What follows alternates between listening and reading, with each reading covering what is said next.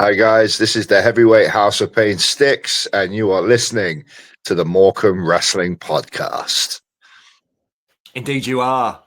Very privileged today to be joined by an absolute icon of Morecambe Wrestling as we lead up to the 20th anniversary of War on the Shore, a gentleman who was on the very first War on the Shore. And not only that, became in Morecambe in a 15-year period, an FWA Tag Team Champion, a two-time winner of the Gold Rush, a paid promotions heavyweight champion, the first ever Alpha Omega Wrestling heavyweight champion, and most importantly, over an 8.5-year period, the man who was not beaten once in Morecambe in 28 matches as a regular.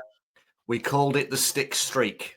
8.5 years, beat everybody. Zach Knight, RJ Singh, Joey Hayes, Johnny Fear, Rockstar Spud, Chris Ridgway, Nathan Cruz, Joe Hendry. The list goes on and on. And it's great to have him here. The Heavyweight House of Pain Stixx. How are you doing? Long time no see. Yeah, you made a mistake there. You said his name. You know, he's going to appear on a screen now, right, in a simulcast. Another interview for another day. Another interview. Well, like you just running down those accolades just kind of shows how much we have to talk about today. Well, I don't know how long we've got really, because in terms of achievements in Morecambe Wrestling, there's few who've done more than yourself. Well, so, I mean, some of the best memories in Morecambe. All the stuff you just mentioned was obviously fantastic and some great memories, but some of the real memories, that I keep close to my heart, have nothing to do with title belts or even winning matches, and stuff like that. It's an amazing place, and I'm glad, wrestling's still going on in Morecambe because it's just different up there. It really is. We can kind of joke about it and say it's still real in Morecambe, and somewhat moan sometimes when you're coming from further away. It's like, oh, it's right at the top of the country, and all that. But it all goes away the moment you hear the crowd and you're out in the ring, and you just notice that. Yeah, it just feels different, to everywhere else.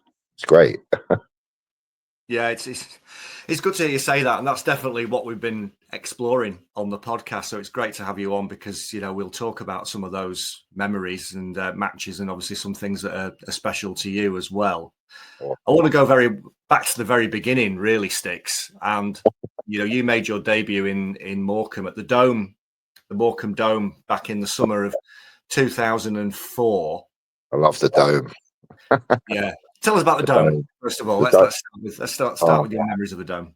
The Dome was great. Right, if there was ever a perfect wrestling venue, it was the Dome. It had tiered seating. It looked great from an aesthetic point of view. It had a nice echo in there, so the noise would travel, very well. Sometimes I'm sure any wrestlers that are listening to this, if you ever work in leisure centres and stuff, the noise sometimes disappears. Like it's got a good echo, but almost too much echo. And then you've got those smaller places that kind of dampen the noise. So when a whole bunch of people cheer, it kind of goes up and goes down straight away. Like the noise doesn't travel.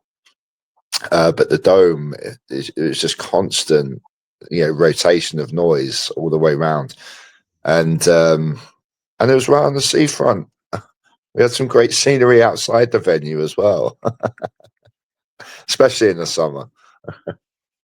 Have you heard what they're planning to build now on the site where the Dome used to be? I don't know whether this news has travelled down to Nottingham way, where you are.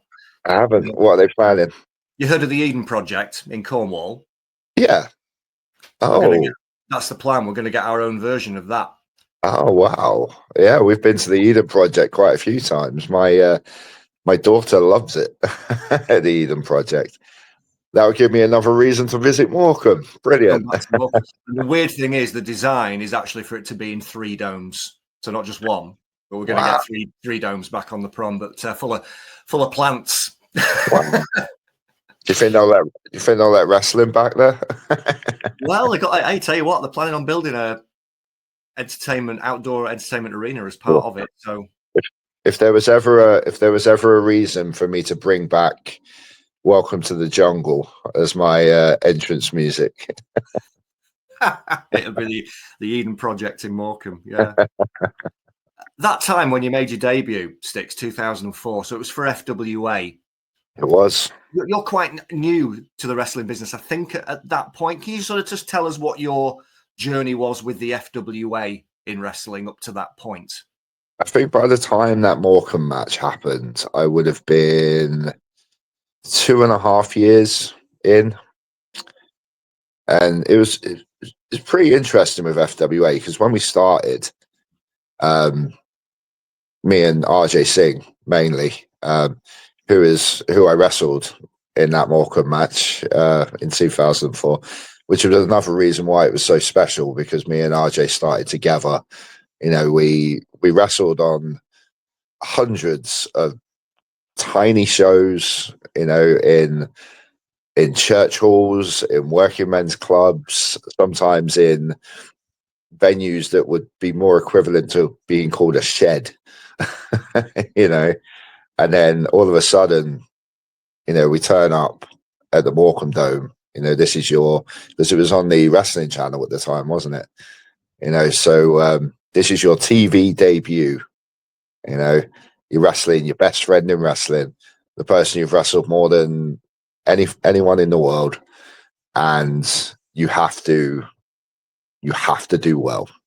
You know, I love that kind of pressure. You know, my current students, I keep saying to them, like, when you first start training, it's all fun, it's all a laugh. You know, you're doing something you love, but never forget that there's this element of pressure that comes with wrestling because it's performing. You know, you don't get a second chance. You know, and a lot of the time, it's that pressure that gets to wrestlers, and it really kind of measures where they end up, you know, on the totem pole. You know, because some people, a little bit of pressure is fine, but then too much pressure, you know, they'll do things completely differently to what they're supposed to do just because of nerves or even worry or even fear.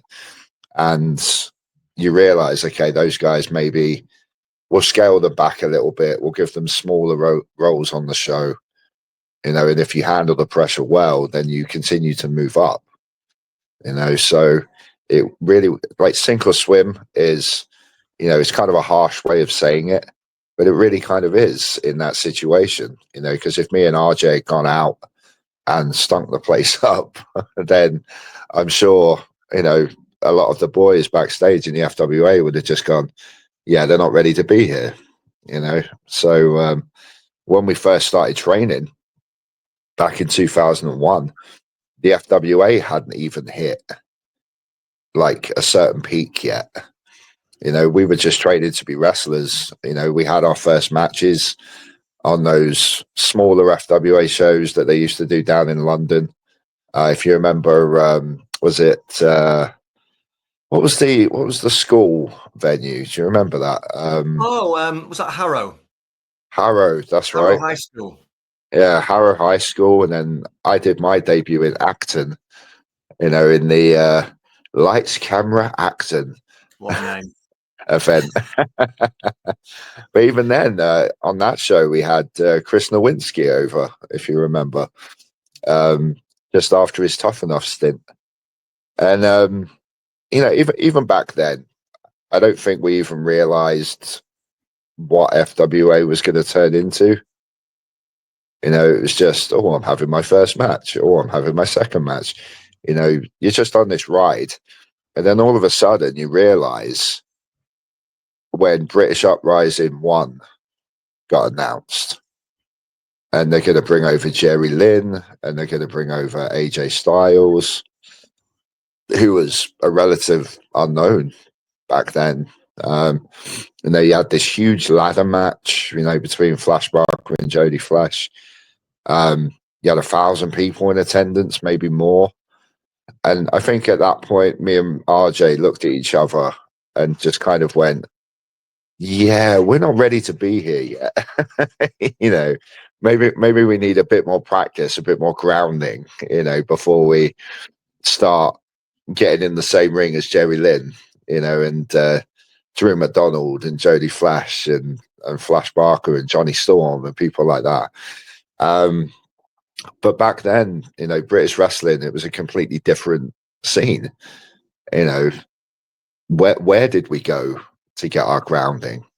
You know, nowadays there seems like every Friday, Saturday and Sunday, there's, you know, 30, 40, 50 shows going on all over the country.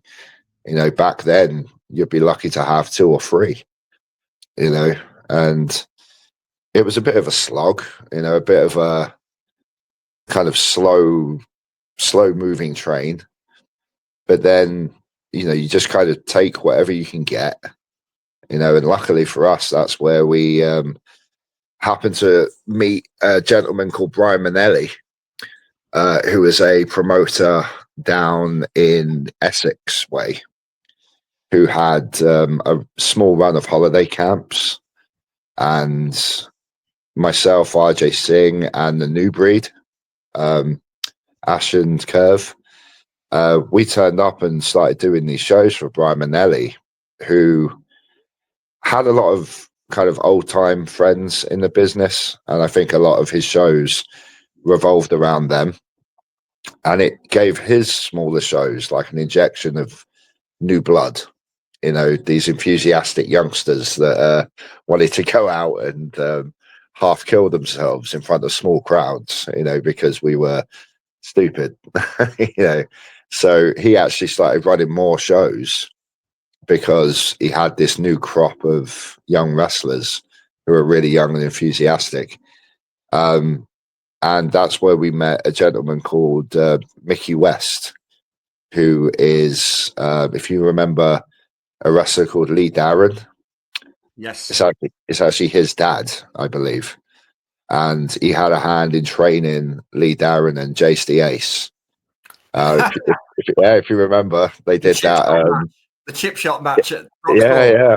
The crowd was chanting. What were they chanting? They were chanting something about chip shops at Lee Darren and Jace the Ace. Yeah, chip shop boy, yeah. And that's why me and RJ got such a kick out of that match, because we knew like the history of those guys, and like we knew their dad and stuff like that. It was like, oh, it's great seeing them have this platform, you know, in front of, you know, a kind of new generation of fans. And if you remember, like the fans were having fun with the match, but if I remember rightly, they absolutely tore it up that night. You know, they gave the crowd some real fantastic wrestling in that match. So yeah, we got our grounding however we could, you know, anywhere in the country, no matter where there was a show, we would be there, you know, whether it be a town fete, you know, or something a little bit bigger. We would just travel around, get our grounding. We didn't care where. And it ended up coming back to the FWA in Morecambe, which was, I believe, my official return, you know, because I was still doing a bit of security work for Alex on his entrances sometimes when he needed it. Yeah, you were part of Alex Shane's security while he was on his. He just turned, hadn't he? He turned at British Uprising 2, and he put a security team around him at the start of 2004. Right. And you were like, that's right. Yeah, you and Martin Stone and Leroy Kincaid. I was actually part of Alex's security in 2001 before he turned babyface. Right. I was still in training at the time, and that's actually one of the lessons that Alex taught me about kind of looking important. You know, like if you need a security team around you and you have things like a manager or a valet, you know, like when you come out through the curtain, instantly the crowd take you as just a little bit more important than maybe everyone else on the show, you know, like a presentation point of view. And I always remember that. And again, it's a lesson that Alex taught to me. It's a lesson that I teach now to, you know, my students, you know, about when you come through the curtain, you know, this is the first thing people see. So make it count, basically. So yeah, like it took 2.5 years, and then we ended up back in Morecambe. You know, it for me and RJ, it very much felt like accumulation of, you know, the last 2.5 years, because we had wrestled so many times in so many different places, and now this was the main event, if you will. And it was, like you say, it was hard to become a regular on an FWA show back then. You really did have to prove yourself. Yeah. And it's hard to explain, I think, to people today who are involved in wrestling just what an influence the FWA had, because there's so many people who are involved in FWA, like yourself, who went on to either run their and me, who went on to either run their own promotions or run their own training schools. And if you like did a family tree, there's people like in Morecambe now. In Morecambe now, we talk about the fact that the promotions that followed FWA and XWA were still the same ethos and the same people behind it, because they had been trained by us, and it's the same. It's the same right the way through till today, and you'll see those fingerprints everywhere from the FWA in the British wrestling scene today. Well, I bet a lot of the people that either run or work on the Morecambe shows now were probably in the audience, you know, back at the Dome. I always get a kick, like Martin Kirby became almost like my later in life RJ Singh, you know, for after the pandemic. You know, it felt like we were wrestling every weekend, you know, somewhere in the country. And he actually said to me that when me and Martin Stone won the FWA tag belts, he was sitting in the crowd. Didn't know that.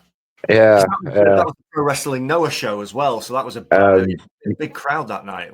Yeah. I think it was that one. It might have been the Noah show, but I think they were the same year, weren't they? So you won the tag belt on that show. Yeah, it was the same. Oh, it was the same show. Right. Yeah. Sorry, too many headshots against Hampton Court. Yeah. Yes. And then I know there's footage out there because it recently appeared on Botchamania, if I remember rightly. I don't know if you watched Botchamania. My first tag match from Lights Camera Acton, there was a moment where Curve of the New Breed gave me a spin kick, and he went to give one to my partner, and for some reason my partner jumped, and the spin kick ended up like smacking him square in the balls, like in midair, you know. So that made it onto Botchamania and got a good laugh from the people who were watching the match. But if you watch that match, in the front row is Paul Burchill. Right, and he's there watching because I think he must have been training at the time, you know. So it's funny. Like, I'm sure if you go back and watch those shows on the Wrestling Channel, you know, from back in the day, you'll see loads of familiar faces in the audience, you know, that were inspired by those shows to maybe move on with their own wrestling lives, and you know, and now, you know, become a wrestler or become a promoter. You know, it's hugely influential, and it actually it doesn't annoy me, but it kind of, as Peter Griffin would say, it really grinds my gears. You know, when wrestlers today don't know the history. Yeah. You know? Like, come on, like you're in this business, you're in this country, you know, at least do a little bit of back checking, you know, to learn where it came from, you know, and how it grew, you know. Otherwise, like, not doing that always just makes me feel like you're just here for yourself. You know what I mean? Like, you don't want to be part of a team. You don't want to be part of this kind of rich history, you know, as far as I'm concerned. You're just here for yourself, take what you can get, and, you know, move on, you know. And I kind of hate that kind of attitude, but I guess, you know, it's just some people's way of being, isn't it? You know? It's a shame, but, you know, we'd recommend to listen to the Morecambe Wrestling podcast because you'll find out a lot about history there. And one of the things that we've been talking about recently, Stixx, is the 20th anniversary just a few days ago of the first of the War on the Shore at Morecambe Dome. Sure. Now, you were on that show. You didn't wrestle on the show, but you were involved in the main event, which is the match that people really remember from that show. Raven versus Alex Shane 2. Yes, I was. If I remember rightly, I was supposed to be on that show. And the morning of the show, Martin contacted you guys and said that I think it was he slipped in the shower and he had injured his knee.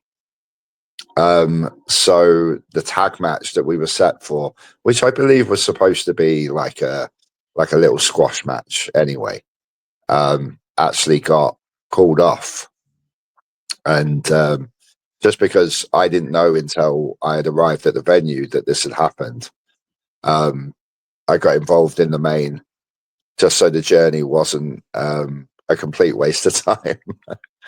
But the show before you won the tag belt through Martin Stone. Correct. Right, okay. Yeah. That's correct, yeah. So this would have been to kind of get you established as a team for the Morecambe crowd ahead of you winning the titles on the next show, right? Yeah, that's right. And again, like at the beginning of the chat, we talked about the accolades and stuff like that, and I said, you know, that some of my best memories have nothing to do with titles and stuff like that. You know, although I was disappointed that the match that night didn't happen, I didn't get to perform. You know, Raven has always been one of my wrestling idols. You know, so to mix it up a little bit with him, you know, in the match at the end, and take his even flow DDT, you know, at the end of the segment. Although I was the bad guy that night, you know, I was smiling all the way down on that DDT before I landed on my head. And I remember backstage, him and Alex were talking through their match, and it got to the point where I had to come out and interfere or do something. And he turns to me and he goes, "Okay, you, if you do," and then he just stopped talking and he went, "Damn, you're big." He goes, "Don't upstage me out there." And I'm like, I'll try not to, sir. Yeah, I'm pretty sure your presence is going to be unupstageable, you know, at this point. I know Alex Shane was a big influence on your career. Can you sum that up? I know that there's probably a lot to say, but you know, is there any way you can kind of you know what Alex meant to you? Like, it's funny, that match, like Raven versus Alex, actually kind of sums up my entire wrestling knowledge. You know, because I remember talking to Alex and he said that because he went around the loop with Raven for like the whole week, didn't he? He wrestled in a whole bunch of places.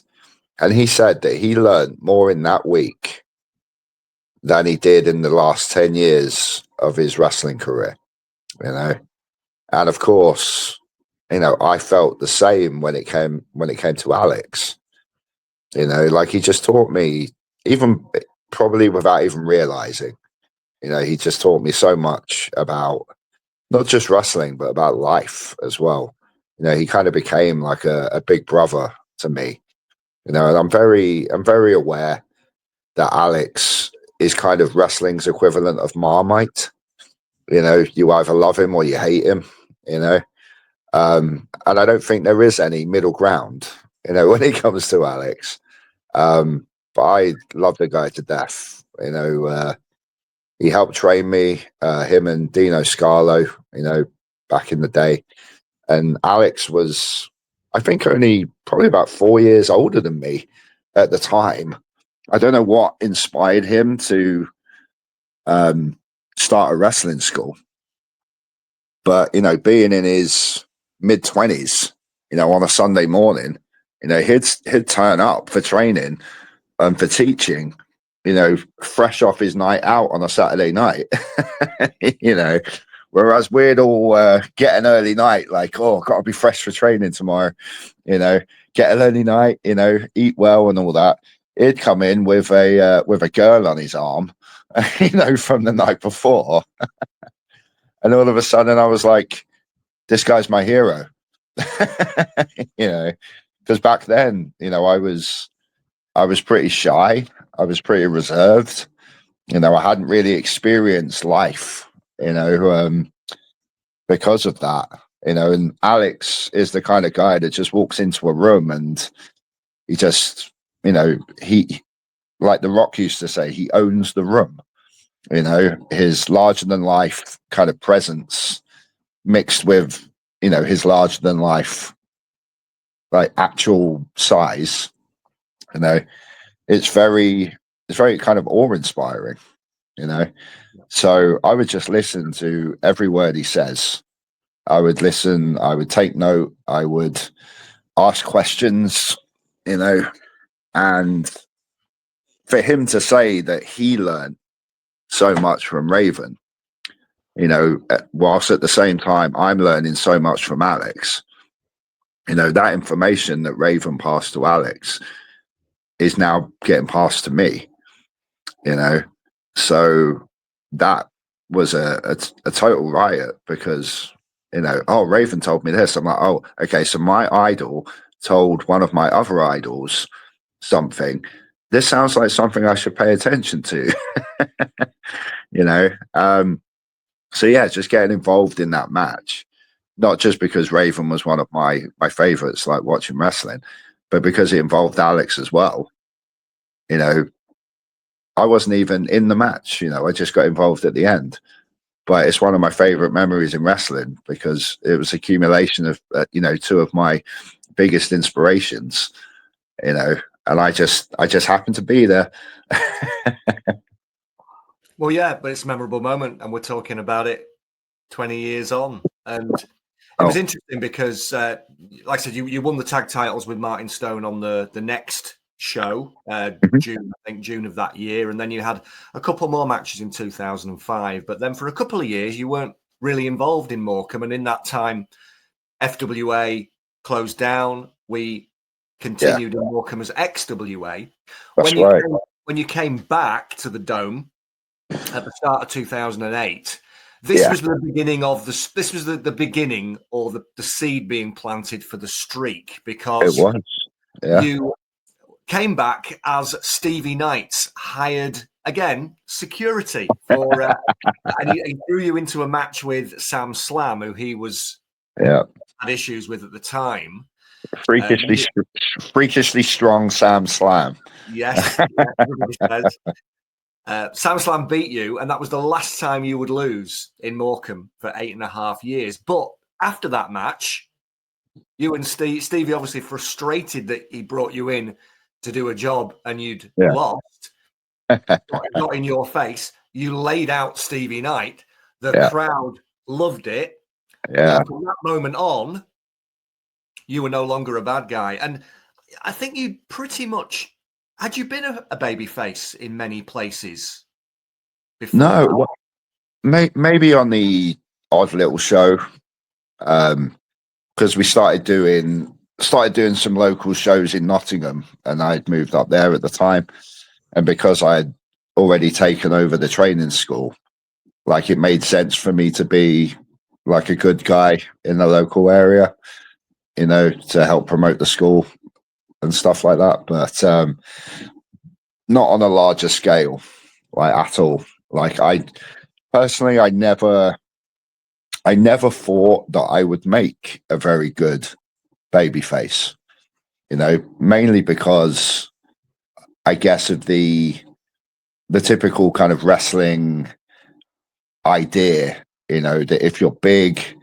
and you look somewhat intimidating, then you're always going to make a better villain, And I think in the country at the time, not so much now, there's a lot of bigger guys, with like impressive physiques and stuff like that around now. But I think for the time, there were a lot of smaller, kind of fresher faced wrestlers, on the scene, and they were taken more as the baby faces because they were seen more as the underdog, when it came to if they were wrestling me, for example, but then I don't really get where that ideology comes from, because if you look at, the annals of time, Hulk Hogan wasn't exactly your typical, smooth-faced babyface.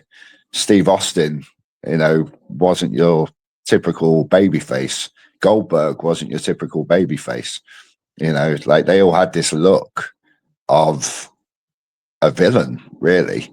If you were taking someone like John Cena, the chiseled jaw, the smooth face, the superhero physique, if that is your idea of a baby face, then you stand him next to Hulk Hogan, and which one looks like the villain, And so I've never understood why. And like in British wrestling, I can only assume it comes from the big daddy giant haystacks kind of way of looking at it. Big, they're both big guys, but Haystacks was long hair, big beard, and he was bigger, whereas Daddy mostly always wore white or bright colors. He had the kind of blondie, whitish hair, and he had the smooth face, so you line those two up next to each other and you think, who's the goodie, who's the baddie? And it's quite obvious, although I hear backstage it was the complete opposite. So we don't need to go into that though. But yeah, like I never thought I'd make a very good babyface, but maybe that was just because I'd never really thought about it, because I'd always been portrayed as the villain. So I never really, had any expectations, when it came to playing a baby face, but I always made a very good bodyguard though. I was always a good bodyguard, always a good henchman. That was something even from my early days of training. Apparently, when Alex fought Nova at the Bolton Leisure Centre, it was my first British wrestling show. It was always drilled into me that, oh, you're a big guy, you could always be someone's bodyguard. I was like, okay, cool. Like, well, whatever role is good. But yeah, that show in Morecambe where I came back and wrestled Sam was quite interesting, because although Sam was quite new at the time, I think, yes, maybe a year and a half in, he actually really helped me in becoming the babyface that I eventually became. Because he had hardly ever been portrayed as the villain. He was always this superhero babyface. And of course, it's a role that I'd never really done before. So just planning that match with him and just thinking, oh, he's doing that because of this, and he's doing that because of this, going forward, it almost became like a bit of a blueprint for me, as far as being a babyface. And that night actually brings up another story that sticks in my mind, and I bring up to my students, quite often, when we're just having a chat and telling stories involving Stevie Knight. Because if you remember, the pile driver, has always been very kind of frowned upon in Morecambe, to the point where it got banned. And because of that, it had a lot of impact when someone would use it. And my part of my babyface turn was to pile drive Stevie Knight, if you remember. And talking to Stevie backstage, he had only ever taken the front pile driver, which we know as the tombstone, and I had only ever given the like back to front pile driver, which most people know as the more commonly known pile driver. So we were there for a good 10 minutes, wondering which one we should do, because I'm 7 years in, I think, at the time. And I think Stevie knew me, but when you're being turned upside down and dropped on your head, it doesn't really matter how much you know someone. It's about how much you trust someone, and I'd never done this tombstone before, but that's the one that he had taken a lot. And he had never taken the regular pile driver, but that was the one that I had done a lot. So just coming up with which one are we going to do? Okay. And in the end, he trusted me enough to do the regular pile driver to him, even though he had not taken it before. And that, to me, the babyface turn was great. The reaction it got was great. But the trust, that someone like Stevie Knight had taken in me to give him this move actually meant more than all of that. Because Stevie Knight was a very well-respected kind of veteran on the scene. And for him to say, I trust you, means that I was doing something right, So from a wrestler standpoint, not a performer standpoint, just from like a wrestler standpoint, that trust that Stevie took in me that night, was actually the thing that meant the most, out of everything, And I don't think wrestlers should underestimate, moments like that, because it means that someone's been watching you, they're impressed enough to have that kind of trust in you, a business built on trust, and working together, it was a huge, huge moment. Yeah, and Stevie, another legend of Morecambe Wrestling. Always nice to talk about Stevie.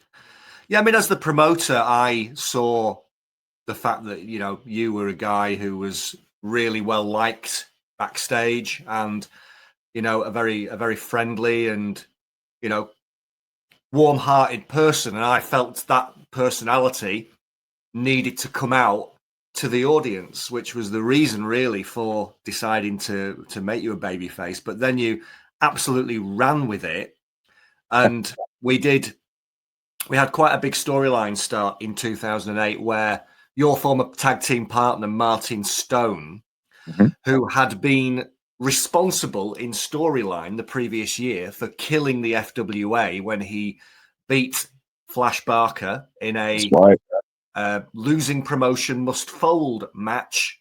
Yeah. Flash was representing the FWA. Martin was representing IPW UK. That match happened down in Kent.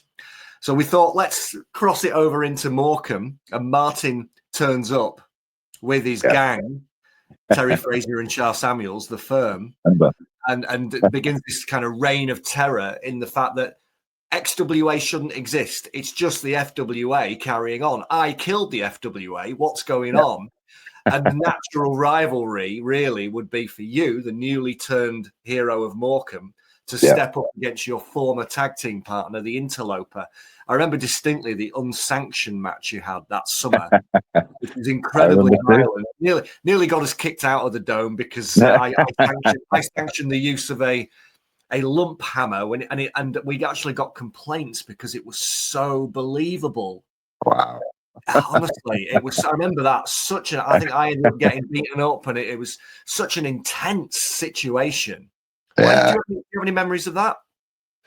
Well, I actually have a picture of me and Martin fighting through the crowd, on that one. And I remember for some reason I was wearing combat trousers, like I wasn't wearing wrestling gear.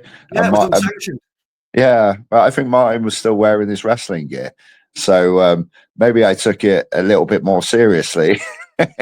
Like why would I wear wrestling gear? In an unsanctioned match. I remember, and this is kind of going behind the scenes a little bit. Like me and Martin, like we were never like besties, you know. I think at the time when me and him were put together as a team, like we both wanted to make a bit of a mark on the business, but there was still a lot of singles wrestlers around in high profile positions. So when it was put to us that, maybe we should become a team and we could be this kind of big brute heavyweight force, we both saw it as an opportunity to, carve out a little niche, for ourselves. So it wasn't necessarily us that wanted to be the team. It was an idea that was put to us. But whilst we teamed, I always got the sense that Martin didn't want to be in a team, So a lot of the time, whenever we were scheduled for a tag match in a promotion, he would pull out, because he got an opportunity to do a singles match in a different promotion, So it kind of stifled the team a little bit. I mean, we're only talking like maybe 2 or 3 times, But at the time, it would really agitate me, because if this promotion is booking the team, and now one of the team isn't there, do I still get, to be on the show? Do I still get the work, or do they just cancel the team off the show? So, for the first year when we were doing the FWA stuff, it was going well. We would get all these other bookings and work together and kind of get the symmetry of the tag team, as good as possible. But then, even then, you always got this sense that Martin didn't want to be part of the team, So with the unsanctioned match in Morecambe, because by that point I had moved up to Nottingham, I actually hadn't seen Martin in, a couple of years, I think, and I'm not saying there was like real animosity there, but there was definitely maybe that feeling of, me and you could have really been something as a team, because it was one of the things that I think was missing in this country, in the wrestling scene at that point, But because I always felt like he was only there to kind of benefit him, rather than the team. Whereas I was thinking, this team could be a really good thing. There's always been that kind of weird chemistry between me and Martin, not from like a, oh, I absolutely hate you point of view, because, I like the guy, but just that background of, I felt strongly about something and he obviously didn't feel as strongly, So it wasn't like, oh, we're fighting each other now, we're going to beat the crap out of each other because we generally don't like each other. It wasn't anything like that. It was more okay, you wanted to be a singles guy, now I'm a singles guy and we happen to be wrestling each other, if you can call the unsanctioned match wrestling each other. Um, so I think we were he maybe saw it as, well, I'm a singles guy now. I have nothing to prove. I'm up here as one of the main bad guys. Whereas I very much felt like I had a point to prove, because the XWA at the time was one of the first places to give me that big kind of position as a singles wrestler, So I was very motivated, around that year, because I believe I wrestled Spud as well that year, I think, up in Morecambe. And I think I was maybe seeing it as, okay, this is the opportunity that I've, always kind of wanted, that my former partner has had multiple times in multiple promotions, to prove that he can do it by himself, So, essentially it's go time for me, as we talked about earlier, sink or swim, this is your time to show that you can be a good force when it comes to singles wrestling, if that makes sense. But I remember it got kind of crazy, and it was at the end when they did that beat down, and I believe I was left kind of lying in the ring with them standing over me and all that. I remember, like, the heat, as you said, in the building that night, I remember lying there and thinking, wow, they actually care. They actually care that, big bad Stixx, has been beaten up by these heels, And I think it was then that I realized that I could be an effective babyface, after all that talk of me thinking that I'd never really be a babyface because I was always thinking I was going to be the villain. I think that was actually the light bulb moment of, wow, like, these people actually care that I've been beaten up, pile driving Stevie Knight's one thing, I think realistically that could have been anyone. Stevie Knight was so hated up there that anyone that would have hit him probably would have got cheered, if that makes sense. But I think, yeah, that beat down when I'm just lying in the ring and all the heels are standing over me, and you can just get this sense that they really wanted me to get revenge, on these heels. And I was like, okay, wow, like, this could work, it was a shock to me, but, a nice surprise, Well, you did, and I mean, over the years, we'd kind of repeat that in terms of, the heavyweight House of Pain, the hero of Morecambe, standing up to invaders or factions. That definitely happened on other occasions.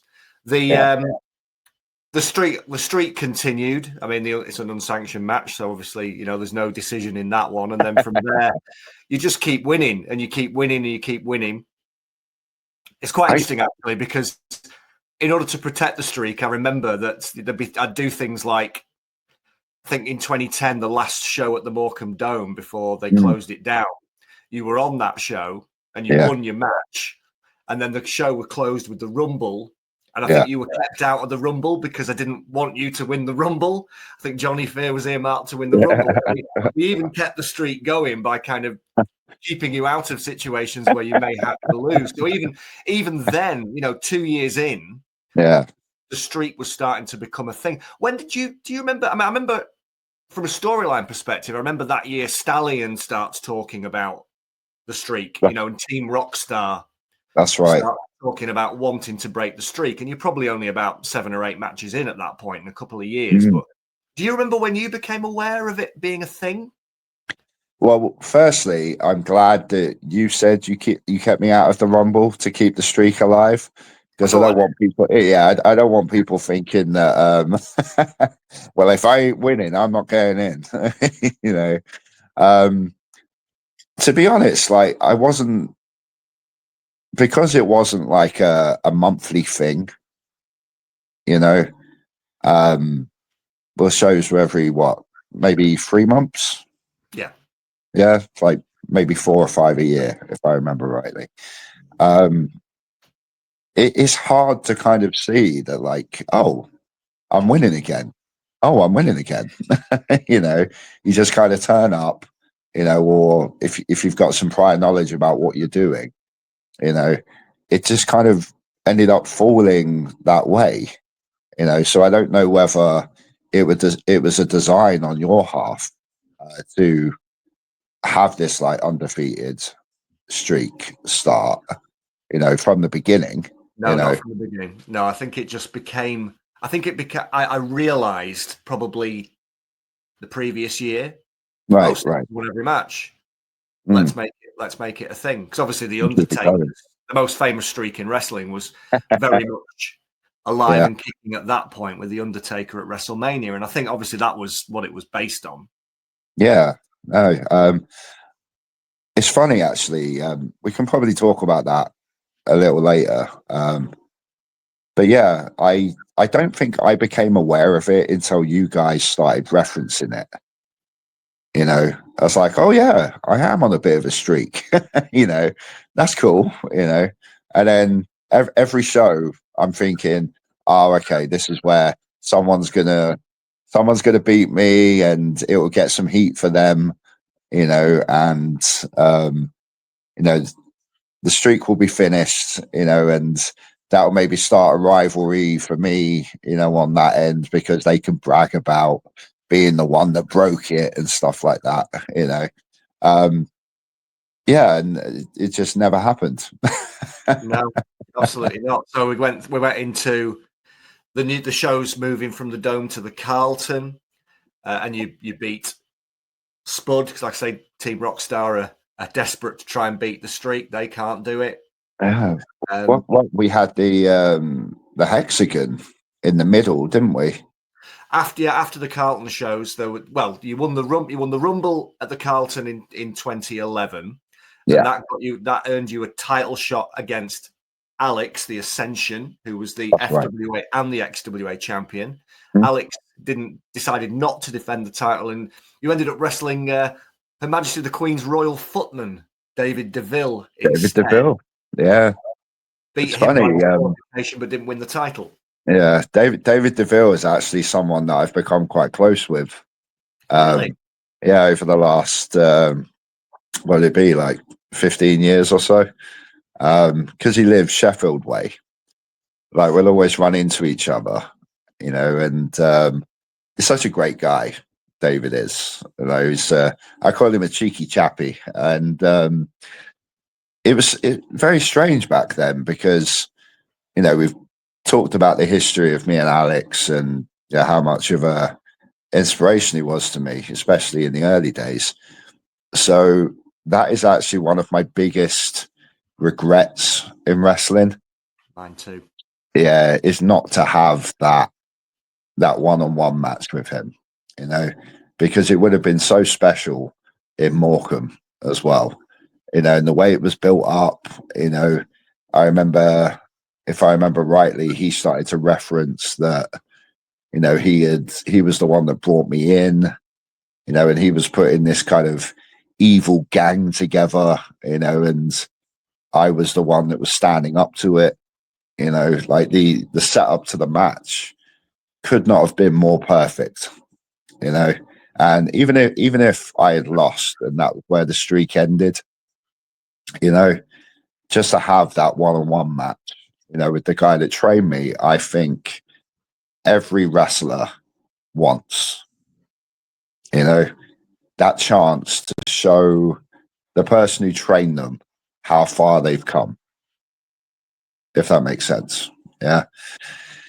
And I remember, I think it was like a week before the match was supposed to happen. It could have been yourself. You told me that Alex couldn't do the match, and honestly, I know wrestling is kind of full of those moments where you're looking forward to something and plans change, and you somewhat, you come to expect it. So you learn not to get too excited about something just in case, plans change. But I can honestly say I've never been so gutted, about a change in plan, just because it would have been such a special match for me, and he was still there, he still got involved. If I remember rightly, he was suffering from health issues at the time, which is why he had to pull out. So obviously, I'm not going to, damn you, Alex, you took away my dream, or anything like that. There's more important things, but yeah, it would have been a very special match. And I think it would have been like a real accumulation of everything that had been built in Morecambe, from me being a somewhat unlikely hero up there, to finally come, full circle moment, to wrestle the person that brought you in, yeah, it was disappointing, but I really did enjoy that match with Dave. I feel like at the time he was relatively new as well. And to go out there and actually do a main event with someone who was not only relatively new, but quite unknown to the Morecambe crowd as well. I feel like that was a real testament to how I'd grown as a babyface, and how much the audience wanted me to complete that final hurdle, that they would take this kind of brand new hill that they had no connection to whatsoever, as the big bad of the show. I always felt like. Does he still work for the royal family? I know it's a long time ago now, isn't it? 15 years. He's probably moved on.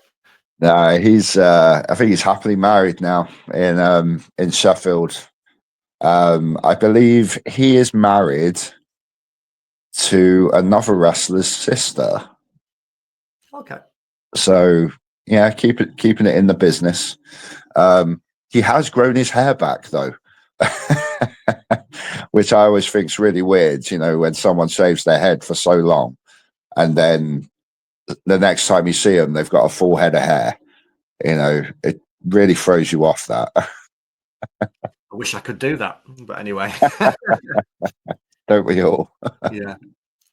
So yes, that was 2011. 2012, we did another show at the Carlton. You won the Gold Rush again. You had this brilliant final two back and forth tussle with Joey Hayes, and then eliminated him, and earned yourself a title shot again. This time the champion is Johnny Fear, and you had something. You and Johnny Fear, that was for me probably the biggest rivalry you had in Morecambe, because it lasted the longest, and you had some big matches. This one was babyface versus babyface. Yeah. You were kind of 4 years into your undefeated streak. It's literally Hogan Warrior in Morecambe. It's the immovable force against the irresistible force against the immovable object. Yeah, that's two heroes who were both seen as unbeatable, both incredibly popular, and a big moment in the history of Morecambe wrestling, because obviously it led to what would become the demise of the XWA. Mm-hmm. Yeah. Well, just taking a little backward step, I remember the final of the Rumble with me and Joey. Like, I think he's one of the guys that has been around on the scene for almost as long as I have. And we'd never really done anything together. Yeah. Because I guess, especially in Morecambe, we'd always been on the babyface side of things, And then when he was in the Manchester Massive with Declan, we just never crossed paths. So I remember that famous, finishing run between Undertaker and Shawn Michaels, where they kind of turned it almost into a mini match, and that led to the WrestleMania matches a few years later. I just remember talking to Joey and just going, look, we've never had a one-on-one before. I know this is the end of the Rumble, but can we can we just create almost like a mini match out of this? Because we're both very popular. I feel like the crowd will be quite excited to see who wins. And if you fast forward quite a few years after that, that actually ended up being my my big final match, wasn't it? Which I'm sure we'll get to. But yeah, going back to me and Johnny Fear, I think it actually crossed over 3 promotions, didn't it? Or 3 name changes, because it started in the XWA, and then it continued through Paid, and then it moved on to Alpha Omega, and it was always actually. 4 if you count Target Wrestling. Oh wow, yeah. You wrestled in Target in for the Carlisle-based promotion when they ran the shows in Morecambe in 2019. Did I wrestle Johnny? Yeah. Well, according to Cage Match, you did. Oh, it was the 6-man. Yeah, in a tag match. Yeah. Oh, that's right. It was him and who are the brothers? One of them run. That's right. And I always think that Dave looks like me on posters. Like when I see him on a match graphic, like I have to do a double take. I'm like, I didn't agree to that match. Oh wait, that's not me. It's funny actually because you actually never lost for Target Wrestling. So in actual fact, you started in the streak, which is still going on. Yes. that one was pure political. But yeah, me and Johnny, we always had like a very interesting chemistry, because I never saw myself as a kind of really intense wrestler. I think if you talk to other wrestlers about Johnny, he very much came across in the stories that you would hear about Randy Savage and the Ultimate Warrior, when backstage there was no kind of off switch, if that makes sense. He always had this like intensity behind his eyes, whereas I would always be way more laid back, and cool as a cucumber. It's like, what we doing? Yeah, cool, awesome, see you out there, that kind of thing. So to say it was like Warrior versus Hogan, from a magnitude point of view, that's one thing, but also from a personality point of view, I've always thought it was a bit more like that as well, because you had this, almost like this caged animal, this full-on intense person, not just wrestler. And then you had this other guy who was almost a bit like, at least the way you guys have portrayed me, a bit more of like the man of the people, if that made sense, So it was a very interesting dynamic. And if I remember rightly, it was my first high profile face versus face match, and I always had this worry in face versus face matches that I would become the lesser liked of the two, but then I'd always counteract that with, well, I don't need to worry about that because I've got all this experience behind me of being the villain, so I know how to control that section of the match, but I don't want to be a villain. I can't be a villain. I've got to stay as the baby face, so I can't just revert back to old habits, if that makes sense. So yeah, that first one, which I believe was at the Hexagon. Yes. Yeah. War on the Shore 2012. Yeah. That first one was a very interesting one for me because it was almost going into unknown territory, as far as the dynamic. But I was very excited about it, because once again, after that match with that was supposed to be with Alex and ended up being against Dave, That was the title match, and I believe this one was my second high-profile title match. Yeah, It was once again a no decision, but this time because of our major rivalry with our fellow Northwest Wrestling that's right. promotion, GPW, Right. and the GPW squad all ran in. Yeah, and it ended up in a big beatdown of the XWA team, and yeah, led into the final show. Yeah, for I remember. XWA, which was again an example of kind of protecting the streak in that you wrestled Damon Lee earlier in the show and you beat him, but then he injured your arm, I think, which kept you out of the climactic elimination tag at the end of the night because That's GPW right. won that. So That's right. again, we don't More want politics. Stixx losing. I distinctly Well, remember, actually, it's quite strange because I distinctly remember a conversation because you and most of the guys didn't know that I was planning on finishing as a promoter. And I remember telling you and Spud, right, as my two kind of, two of my guys who I'd worked with and, trusted, my trusted guys for kind of 8 years at that point, because Spud debuted on that same show with you and RJ back in 2004 in Morecambe, and you'd been all the way through it. And I remember telling you, and that was one of the hardest things I had to do because I know I could see how disappointed you both were. Yeah, I mean, you just build a great relationship, don't you? I mean, it's like we don't live near each other, we don't go out drinking with each other, and all that. But yet still, over the years, even though it's, 4 or 5 times a year, every time it came together, it was like, it's almost like as cheesy as it sounds, a little family reunion, of like, oh, I've got all my favorite people around me. This is going to be a fun and easy night, no matter how hard we end up working, it doesn't feel like work when it's that fun. You know what I mean? Yeah.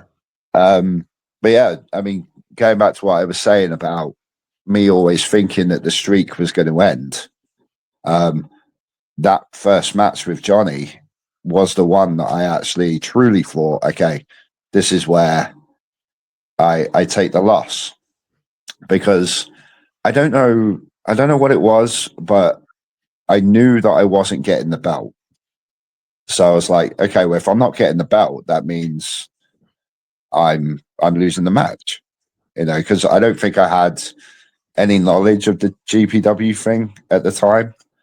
So traveling to the show, I was like, okay, that's cool. Face to face, I finally take my loss, shake his hand at the end, so that there's no hard feelings and all that. And then all of a sudden, when I get there, it's like, oh, it's a non-finish because all these guys are running in. And I'm like, oh, okay. Like, even better. This is it. See, if the audience, if you didn't even know when the streak was going to end, the audience certainly didn't. I'm sure that was part of the thinking, was that we're going to keep them guessing. And okay, I decided to stop promoting at that point, and probably at that point, I'd no intention of being involved again. But Johnny Fear had other ideas and said, "No, I'm going to set up my own promotion, paid promotion."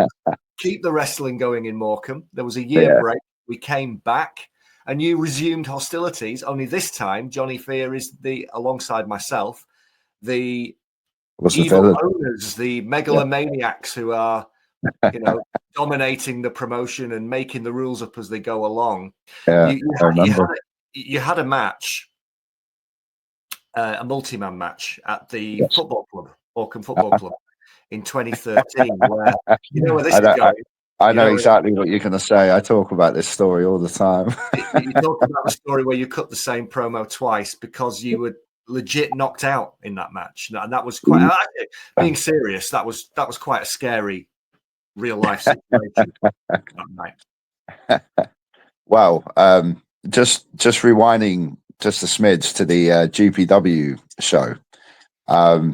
That show actually has a special meaning for me because I did the match with Damon Lee, and again, a long-standing British wrestler that I'd never had like any interaction with really in a singles capacity. I was really happy with the match, you know. And then backstage, because I had so much time to kill, because I wasn't involved in the main event. I believe the kayfabe thing was that I'd been taken to hospital because of I think it was my knee, like Was not it my your arm. knee? Your arm, It might sorry. have, yeah, I think it was my knee. But that Was was he doing the STF as his finisher? So yeah, yes, yeah. he was, yeah. Sorry, yes, it would have been, yeah.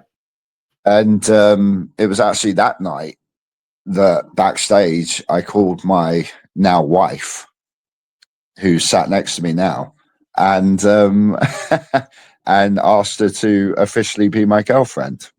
You know, Oh, wow. so yeah, so that show is actually what I always consider our anniversary. You know, but obviously now we're married, we have a different anniversary. You know, but still in my mind, it's always May 12th. You know, um, you know, because of, and that was the relevance. I always think, oh yeah, I was in Morecambe, I was backstage, I was selling a knee injury, you know, and I asked you to be my girlfriend. Just to get the dates right, because May the 12th was the match with Fear. The GPW show was July the 28th. Oh, but they're both at the Hexagon. Yes. Ah, that's why I'm getting, yeah. In the match with Fear when you made that phone call. Yeah, that's why I'm getting confused then. Yeah. It was definitely at the Hexagon. It was definitely May 12th. You know, so yeah. That's the match with Fear. Yes. Okay, gotcha. There you go, babe. Would It's definitely the Hexagon. Yeah, definitely the Hexagon though. So 100% yeah, was the Hexagon, yeah. Yeah. So moving on to Morecambe FC. Yes. Because it was at the football club, wasn't it? Like number one, I believe the first show was a 4-man tournament. To crown the first, to crown the number one contender, because Johnny That's Fear right. awarded himself the first paid promotions Yep. championship in a That's Triple correct. H world And title. I remember this is where I had introduced Max Angelus to you guys. Yes. In the dying days of the FWA, when we were doing the Fort Park shows. Yes. He had taken your eye a little bit. Yeah. And you know, Max actually lives about a 2-minute walk from my house now. Like literally just lives around the corner, you know. And he's still a great friend. Don't see him anywhere near as much as I should, considering he lives 2 minutes from my house. But it shows how kind of busy lives we have. So I think I wrestled him in the first round, and then it was me and Craig Collins in the final. That's correct. That's correct. And Craig Collins was actually someone that I became like really high on, you know, in the I say later days of the streak, but it was kind of in the middle, wasn't it? Like if we're including Target and all that. But yeah, me and Craig Collins had, you know, some fantastic matches that, you know, I was really high on and really buzzing about after, you know, because I'd found this, I guess, in a way, what I said about me and Sam Slam, and how I took a little bit of what he did as a babyface, you know, on board when I started playing babyface. You know, for someone like Craig Collins, I just saw this enthusiastic kind of powerhouse of a villain, you know, and I almost saw a bit of myself in him, you know, because I'd obviously played that powerhouse villain role, you know, quite a lot, you know. So I really felt like I was able to help him, you know, by kind of showing him things that I would do, you know, especially in the sense of him taking his time, you know, during the match, you know, and becoming more of a performer rather than just a wrestler who hits these impressive power moves, you know. So that first time where we did the final, it was almost like, I don't want to be cheesy and use the word magic, you know, but you know, anytime you wrestle someone for the first time and you feel that good about the match after, you know, you do think, wow, like we created magic in there. You know, that was great. You know, imagine what we could do, you know, after 2, 3, 4 matches, you know, and obviously we got to that, you know, eventually. But then that set up the official rivalry with me and bad guy Johnny, you know, and it went to the 6-man tag, the elimination, if I remember rightly. Yes. Was it me, Bubblegum, and someone? I think it was a young, one of Johnny's trainees called John Agro. That's right. Yeah. I And remember you were up against John, another one of Johnny's trainees, Rosian, yeah, with Max Angelus and that's right. Fear himself, the team captain. That's right. Like we all just referring to my little book, December the 3rd, 2013, paid promotions Fightmare Before Christmas, the Globe Arena. Yeah, and I always remember we designed it so that I didn't really get my hands on Johnny at all. And I think he got himself disqualified, if that makes sense. If that rings a bell. Yeah, well, he was hitting the pile driver a lot at that point. I don't know whether he did that. Again, you know, calling it was a banned move. It's still a banned move, I think, at that point. But yeah, I think he might have done that on me after the match, if I remember rightly. But during the match, I think he got himself disqualified because it came down to me and Max at the end. Yes. And I remember the moment I got knocked out was I was reaching through the ropes to grab Johnny, and Max ran down the apron to stop me getting him and threw a knee, and the knee just, you know, connected well and truly with my jaw, I think, at the time. And still to this day, I can't remember, you know, the rest of the match. You know, I don't think I've ever seen any of the footage either. And Max tells me about it sometimes when we reminisce, you know, about how loudly he was reminding me of the next spot.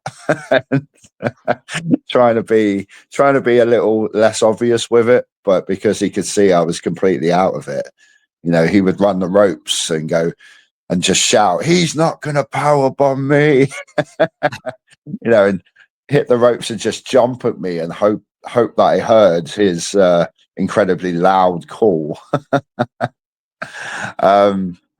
So yeah, we got through the match, and again, I can't even remember cutting the promo at the end, but I have this wonderful picture, you know, of me with a microphone slumped in the bottom turnbuckle, you know, with this really goofy look on my face. You know, and that is the memory that I have of cutting this promo, you know, and apparently, if I remember rightly, you guys didn't actually know that anything was wrong until I started to repeat myself. Yes. Which I guess is a testament to autopilot, you know, because if you didn't realize that anything was wrong in the end of the match, and you didn't realize that anything was wrong at the start of the promo, you know, I guess I had it so ingrained in my head what was supposed to happen. You know, the autopilot kicked in and I just went with it. But I remember being told that the only reason that you guys knew there was something wrong was because I was challenging Johnny Fear to a chain match. And every time I repeated myself, the length of the chain kept getting longer. I mean, it started at like an 8-foot chain, and then it was a 12-foot chain, and then it was a 20-foot chain, or something like that. Like I said, I've never seen it back. Like I've never seen footage of it. Don't know. But, yeah, you end up going to A&E, I think, at Lancaster. Is that right? Just to get checked out. Yes, I did. Yeah. but I distinctly remember getting backstage. I got backstage because it was downstairs, wasn't it, in the changing room, if I remember right. We had the actual football club home team dressing room when we were shows, which was quite cool. And I remember talking to everyone like after the match, and I remember that now. And they were all saying to me, "Oh, this happened and this happened," and I'm like, "Did it?" And it was so weird to me that I just couldn't remember like the previous 15 minutes of time. That had never happened to me before. It was the most surreal thing. Unfortunately, it has happened since. So, but I get to name drop now since he's debuting on SmackDown this week. Ray Phoenix. When I wrestled him at Southside Wrestling, he did this dive on me and just came down so heavy that it just smacked me in the head and knocked me out cold. And we had the rest of the match to do. And once again, autopilot kicked in, and I was on autopilot. And I distinctly remember getting backstage and talking to my wife and not being able to remember anything that we did in the actual match. And the worst part is apparently we got a standing ovation for the match, and I can't even remember it, which is a little bit annoying. But at least the match went well. But I remember, you won again.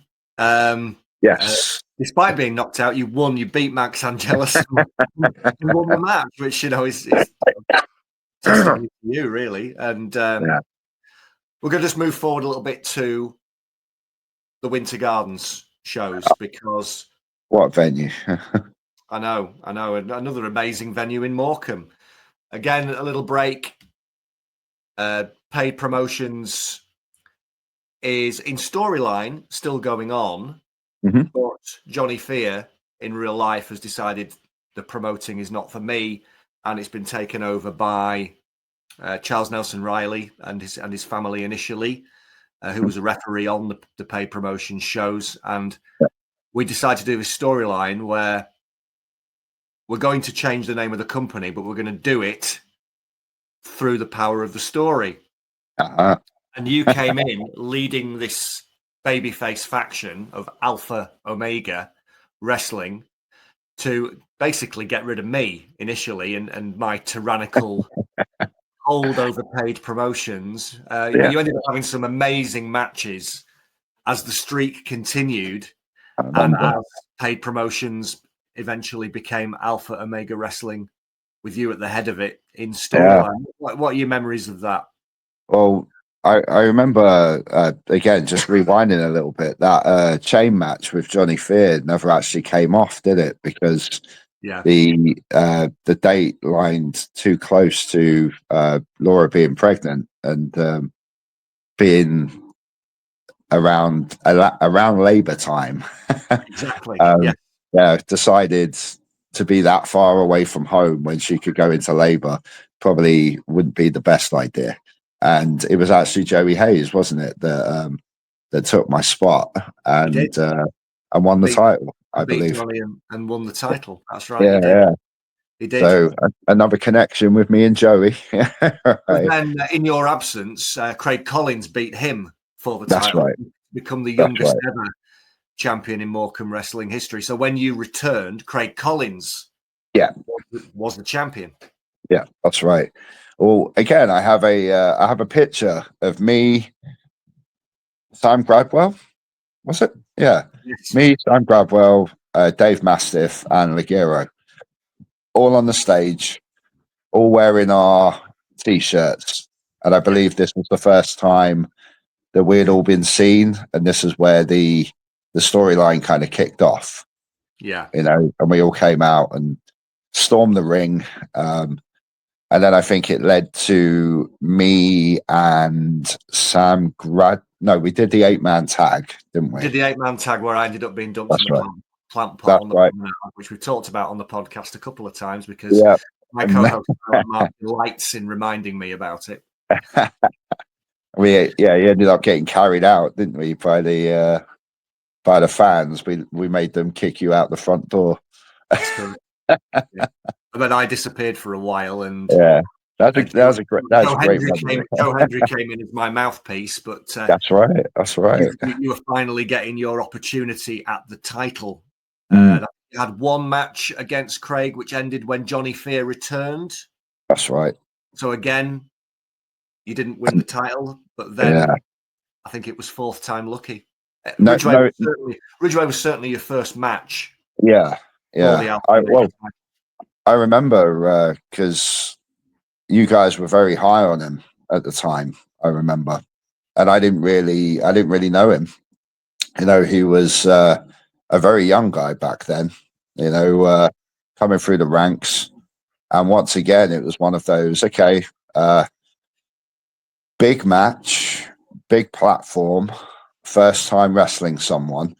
It goes back to that sink or swim mentality. Are we going to have chemistry? Are we not going to have chemistry?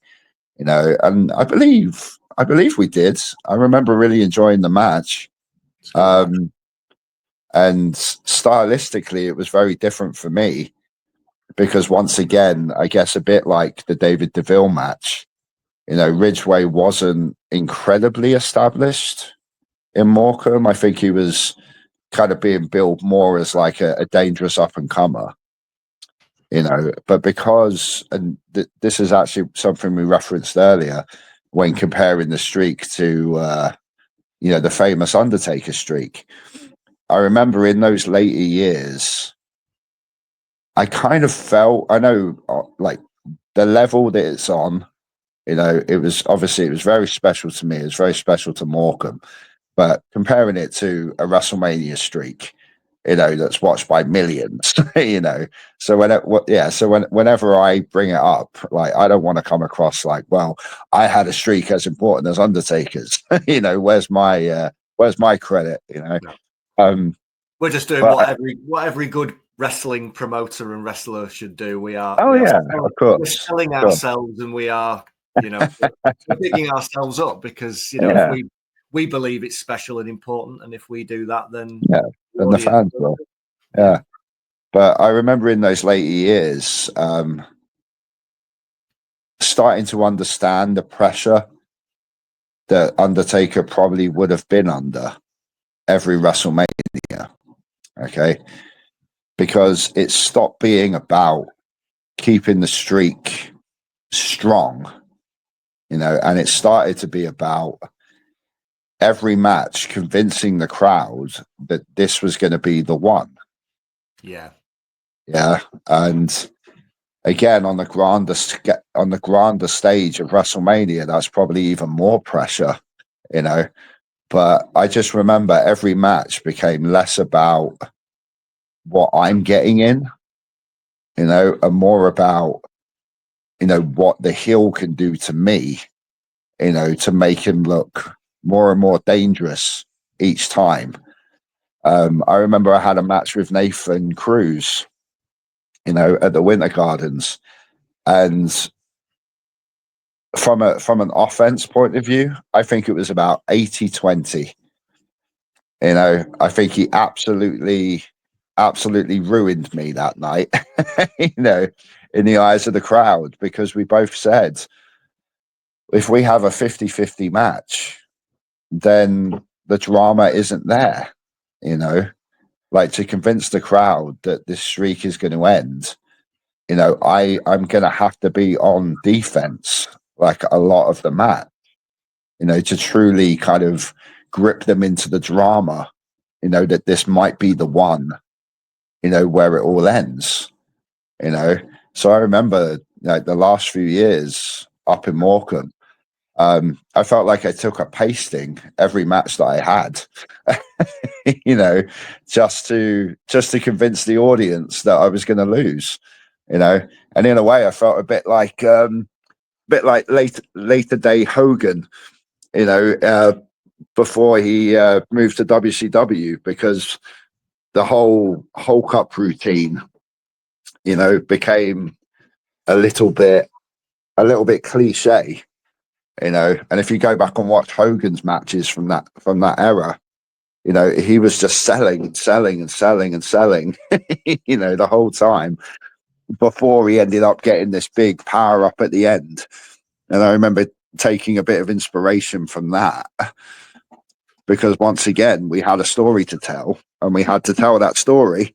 Otherwise, you know, the story we're telling becomes meaningless, if that makes sense. But yeah, as the heel manager opposing you and bringing these different guys in, you know, in my desperation to finally break the streak, I remember that's very much what was the content of my promos at the time, was very much what you're breaking down, the pressure is getting to you. It was to try and sell again to the audience the jeopardy of the situation. Who'd been following you, many of them who'd been following you from the very beginning, you know, 8.5 years of winning and always coming out on top. And I think when it sort of came to an end, I mean, behind the scenes, myself and Charles Nelson Riley were discussing for a long, long time who should be the one, who should be the person to finally break the streak. It needs to be somebody who will. Which is why it was never Johnny Fear. There was no point, because it would needed to be somebody who would benefit, who needed to be elevated from having that and would run with it and sort of then brag about it and kind of take the company into the next few years. So Johnny Fear would never be that person, because Johnny was already established. He wouldn't have benefited from that, because it was a big deal at that point in Morecambe.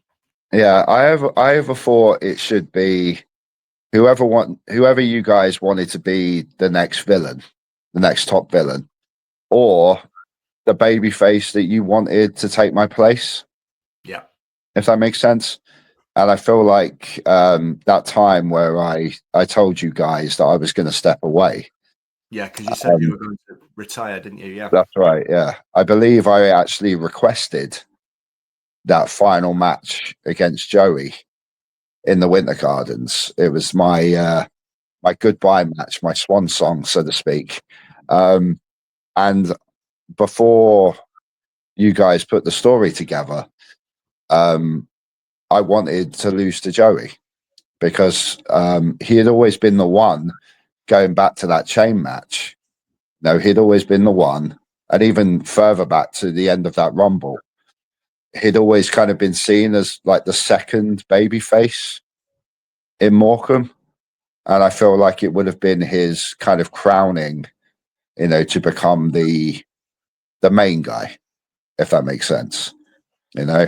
And then for me personally, we'd never had that big one-on-one match, you know, so it would have been a great swan song for me as well.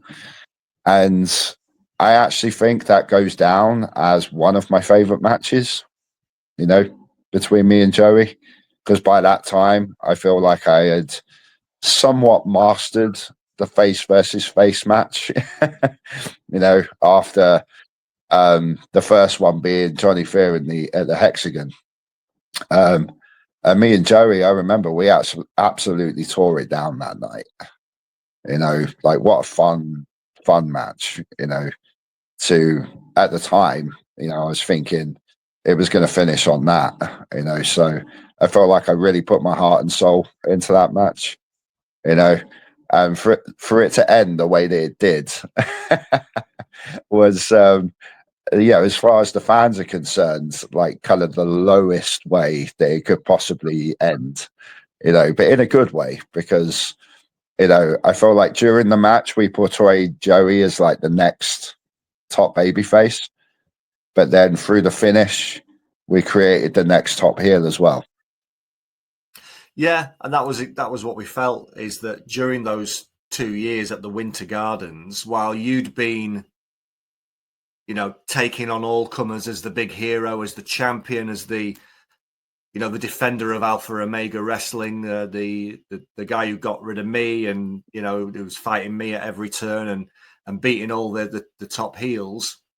Parallel to that, on the show, the referendum was the other major storyline, with Laird Grayson at the helm, who'd come out of the Morecambe Wrestling Training School, had massive developing heat as the you know, the super patriot of Scotland who was bringing in all the big stars from Scottish wrestling at the time, different ones every single show, you know, who's who Scottish wrestling, and causing all kinds of havoc.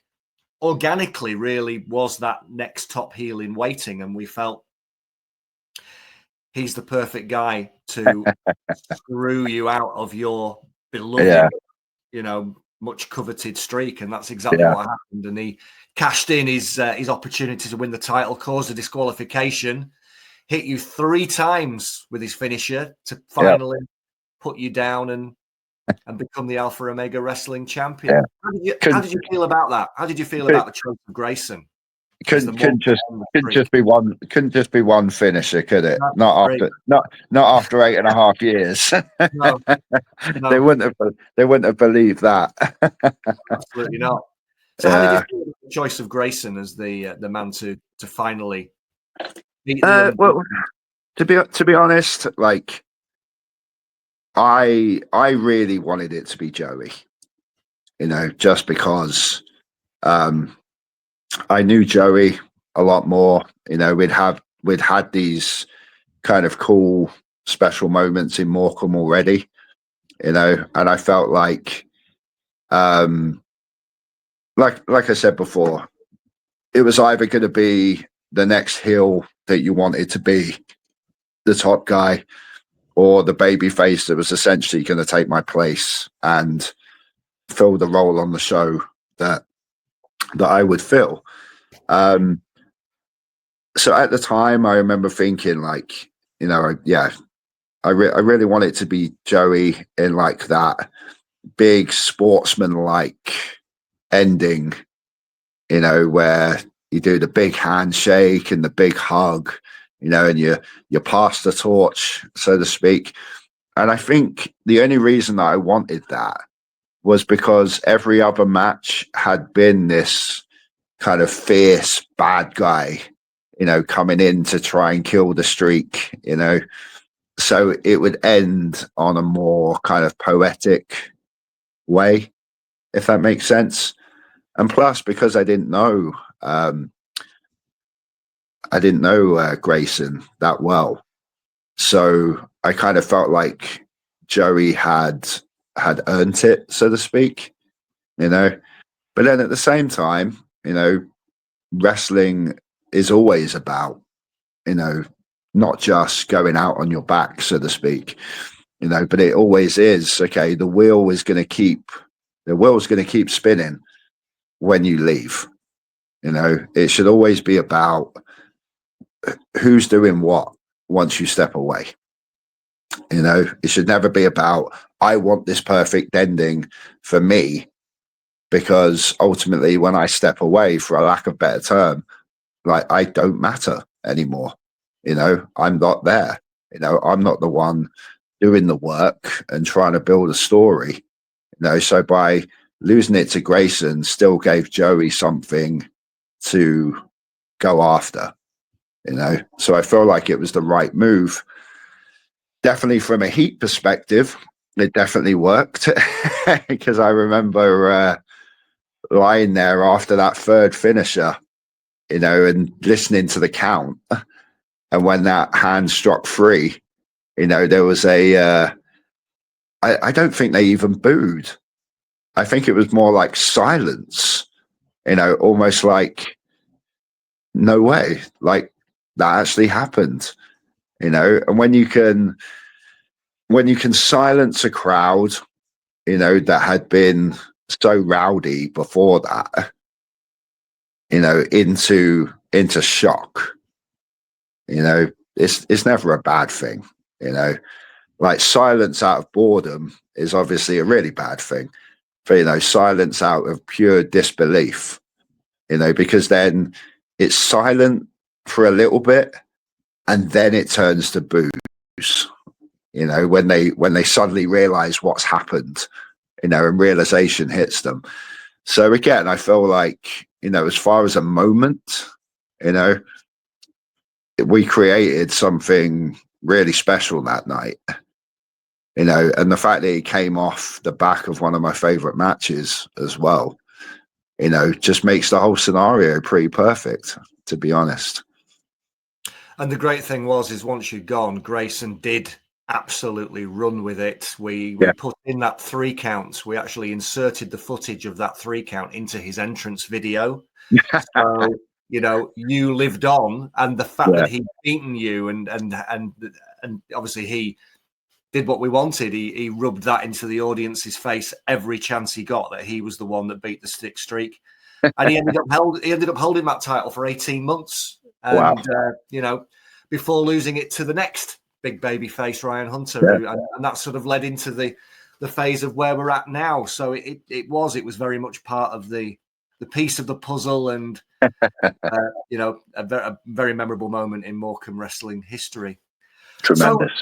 So that we basically recapped, I think, pretty much all the highlights of your wrestling career in Morecambe in an amazing chat. It's been great. I guess just a couple of things to finish, Stixx. I suppose Morecambe Wrestling fans would be very interested to know what you're doing now. What am I doing now? Well, I mean, at the end of 2016, I honestly thought that was me done. Like, I honestly thought. And I didn't have any plans to come back, and I think what made me come back, what made me step away was 2 reasons. Number one, obviously my daughter was entering that important kind of age of 3 years old, and I wanted to be there more on the weekends to kind of just make sure she was brought up the right way. And then I was having back problems as well. But I think a little bit of R&R, does wonders for any of you young wrestlers out there. Don't drive yourself into the ground. Okay, rest is always the best tonic. And by the time 2018 came along, Beth had turned 6, I believe.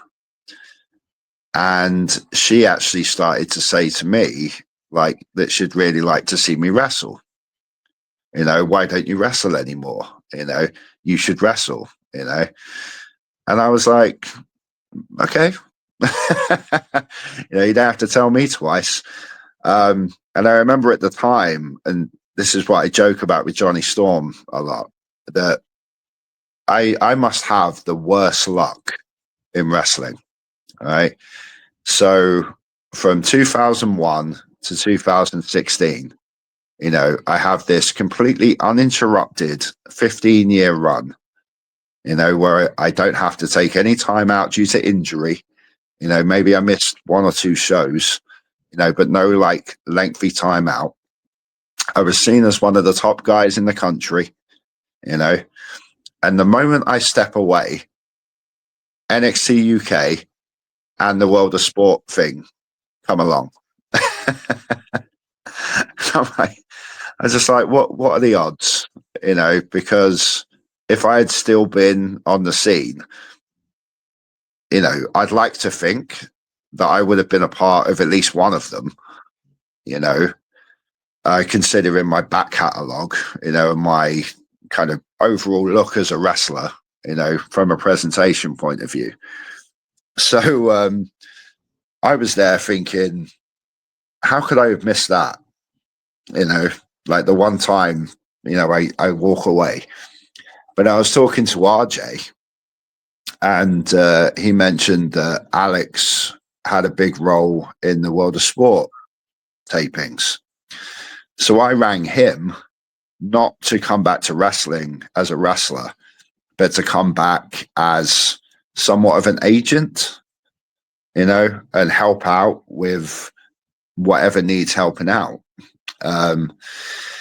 He'd need people backstage that he can trust, to help run things, to help structure matches, give ideas, whatever it is.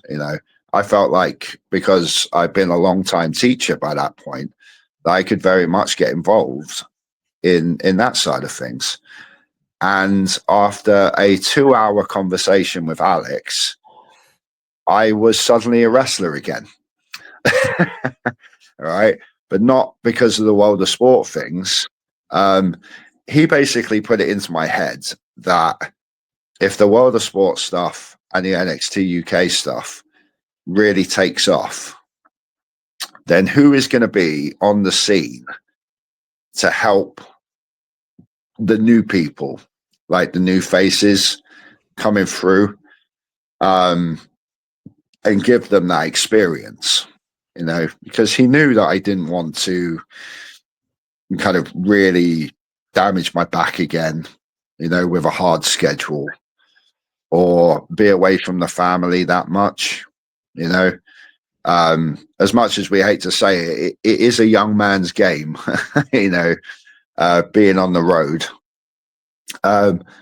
So he actually convinced me to come back to NGW, to be a driving force there, in case this world of sport and NXT UK stuff really took off. Because the wrestlers that would be on those shows wouldn't be on the NGW shows, because they would have had this exclusive contract. So yeah, I had about 4 months from that conversation to get back in proper ring shape and all that, because they'd already written my comeback into the NGW storylines, and I'd already agreed to it. So I was like, oh, okay, I'll keep this a secret, and I'll do one match for my promotion, in Nottingham, that's away from, any kind of big cameras or anything like that, just to somewhat get back into ring shape, So I ended up doing that. But then obviously the world of sport thing, unfortunately, didn't take off the way that everyone had hoped. So now I'm back on the scene, but I'm still surrounded by all the people that I came up with, like Nathan Cruz, like Rampage Brown.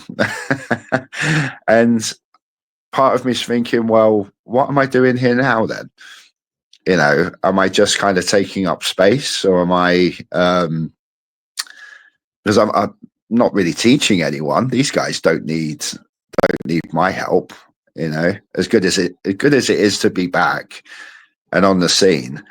And just as I was thinking, okay, I don't need to be here anymore, obviously the pandemic hit. Yeah. So all of a sudden, the whole world shuts down for another year and a half, So after that, Brad Taylor, who runs Megaslam Wrestling, was one of the first people to start running live shows again, So because he knew that my school was open a lot during the pandemic, because we had a bigger facility and we could get the airflow through, and we actually had all these safety measures in place, a lot of my students weren't out of ring shape. They might have been out of live show shape, but they weren't out of ring shape. Whereas a lot of the wrestlers on the scene, after the pandemic ended, the first 2 months, they had to get back in ring shape, before they started taking any shows. So he asked me, he just ended up throwing loads of dates at me, and some of my more experienced trainees. So we came out of the pandemic and I was just back on the road, and the one thing that I realized that I'd never really done in wrestling is be part full time of one of those touring wrestling crews, like an All-Star Wrestling or a John Fremantle, back in the day, or Scott Conway, guys like Dino, guys like Robbie Brookside, Mikey Whiplash, I'll throw all these names out there. They had done the touring circuit, different town every night, huge family crowds, one night stories, that kind of thing. Yeah. And I actually really enjoyed it. I really started to feel like that I'd found the place that I needed to be, because on a crew like that, you'd have your regulars and then you'd have a revolving door system of all these other people for individual shows. So I felt like it wasn't the hardest work in the world. I didn't have to go out there and, take superplexes off the top rope and dangerous bumps on the outside of the ring. You could just go out there and have really fun matches, for this paying crowd, that's in a different city every night, and then every now and then I'd be put in with a younger guy or a newer guy and I could help them. And then a lot of the time I'm just wrestling my friends, and this is where me and Martin Kirby ended up having probably close to like 100 matches, in a span of a couple of years, because every time we turn up to a show, it would be, okay, you and Kirby on first, or you and Kirby on last for the belt, and, I honestly could not think of a more fun way to end like my last 3 years of my career, because I felt in some ways more like a professional wrestler than I ever have, because I was constantly on the road. I was constantly touring. I was part of this team. It wasn't just a group of guys thrown together because the promoter wanted to see these wrestlers on a show. It was like an actual team. We'd travel together, we'd eat together, we'd train together in the gym, we'd wrestle together. And I'd never really had that before. I'd had the teamwork mentality when turning up to, say, the Morecambe shows. But like you said, that was only like 4 or 5 times a month. So as much as you feel like a team, it's almost like coming together for a little family reunion, rather than, like a full-time thing, So I ended up almost exclusively wrestling for MegaSlam for the past, from like 21 to 24, and wrestled some fantastic people, in some fantastic venues in front of some amazing crowds, So when it came to an end around June last year, I actually felt like I had as much completed wrestling as I could, without being signed to one of the major promotions, without going to Japan or anything like that. I felt like I'd literally done everything that I set out to do, and I was completely content, with what I'd put out into the world, if that makes sense, So now, I'm still around it every day because I'm still down at the House of Pain Academy, teaching the new breed. Some fantastic wrestlers have come out of there over the years. I'm sure you saw Gabriel Kidd against Kenny Omega. We're all super proud of that one, believe me. And there's a female called Kanji who's been really doing some great stuff, and she's got a huge match with Mercedes Monet coming up at the Doncaster Dome, I think, in the middle of this month, So they're certainly keeping me on my toes, and keeping my creative juices flowing, okay, which is great, and it means that because we run the shows in Nottingham as well, I get this creative outlet. It's just not me doing the actual wrestling part. It's other people doing it for me, So I feel like I get the best parts of wrestling now without the physical without the physical toll, So I'm loving it at the minute. You know, I couldn't be happier with life. That's really good to hear.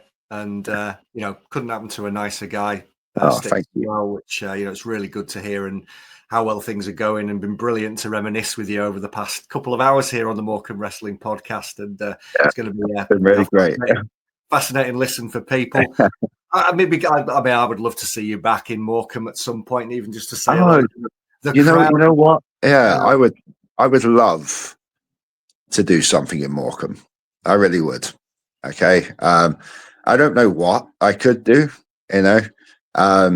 Even if it's like, you know, being a you know, like Ted DiBiase was in his later days, like being a manager, you know, because the one thing I never did in Morecambe was be a top level villain,